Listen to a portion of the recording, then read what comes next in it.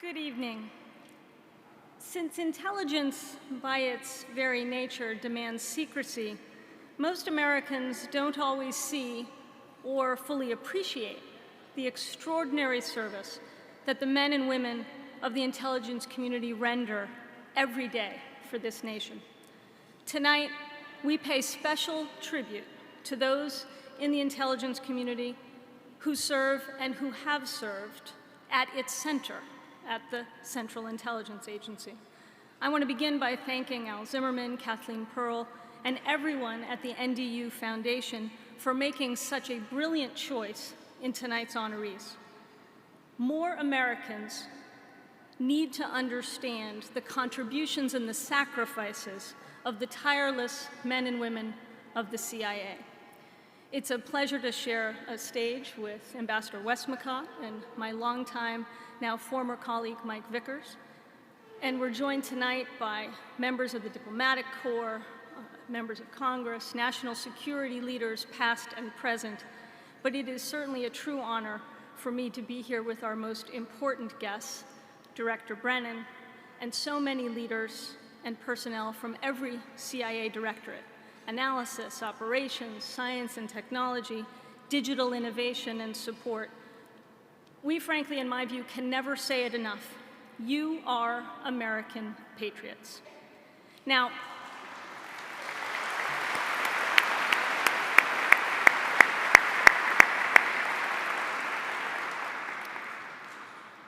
because so much of the agency's work is by necessity secret, most Americans tend to get their impressions of intelligence and the CIA from, that's right, you guessed it, TV and the movies.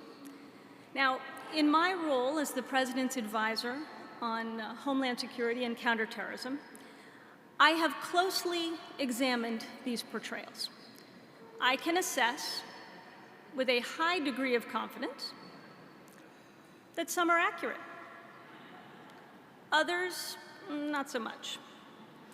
Tonight, with your permission, Director, I want to reveal the following. Now, I did not check with John before this. CIA personnel are not as high-strung as Jack Burns in Meet the Parents. They're not as cheeky as Austin Powers. They can drive like Jason Bourne. Their gadgets are better than Q's. And as you can see from tonight's guests, and with apologies, Ambassador, to our British friends, our CIA personnel are as dashing as James Bond. Now, unlike most Americans, I have been privileged over the years to see up close and front and center the work of CIA professionals firsthand. As an assistant U.S. attorney after 9/11, I saw how the CIA helped prevent more attacks on our country. At the FBI, as the Chief of Staff to Director Mueller, I worked side by side with CIA colleagues who served as partners with law enforcement, as one team. And as Assistant Attorney General for National Security at the Department of Justice, I saw how this spirit of collaboration became ingrained and institutionalized, how intelligence is now being integrated like never before. And now at the White House, I've seen how the CIA's unique capabilities and insights benefit our entire government, especially the President. As I do on most days, and as John did before me, as I now inhabit that windowless office that John used to, I, of course, feel a lot taller in there than he did. So this morning, I met with the President during the President's daily brief. And when I replaced John as the counterterrorism advisor, the President basically traded a grim Irishman, as he termed him, for what he refers to me as the bearer of bad news. I get to deliver to the President all sorts of news: threats and dangers, terrorism, disasters, hurricanes, cyber attacks, pandemics. If there is ever a zombie apocalypse, I can assure you I will deliver that news as well.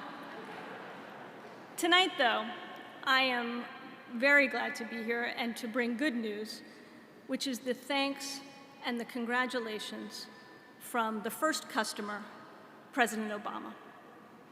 So to John and all the leaders from the CIA who are here tonight, your first customer wants you to know that he depends on you, on the CIA, every day for insights and analysis.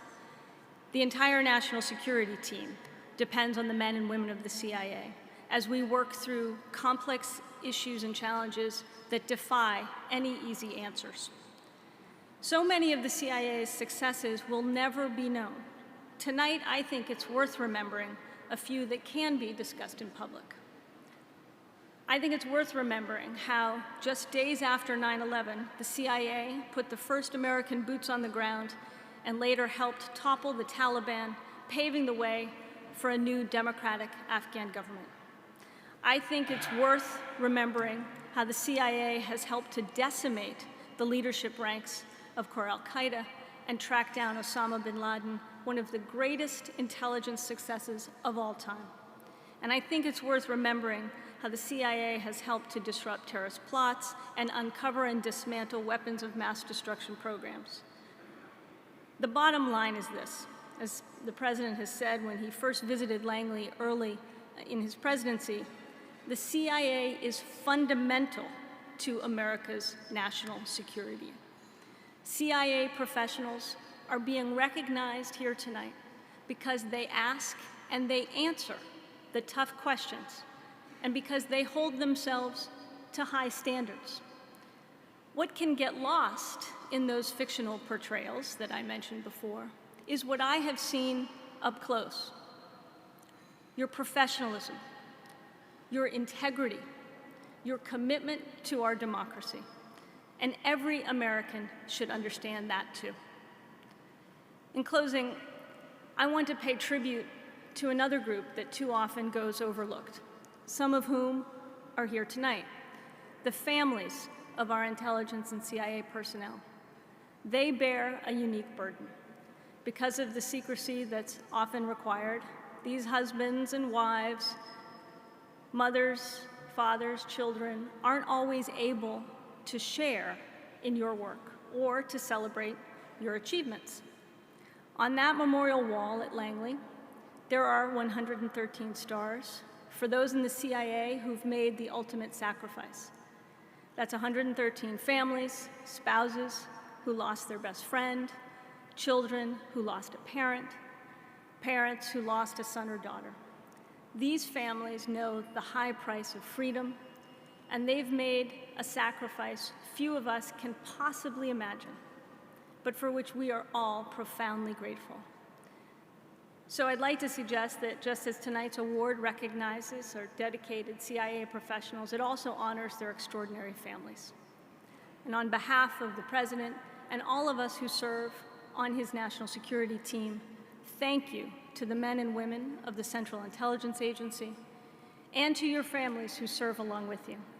You have been, you are, and you always will be fundamental to American security.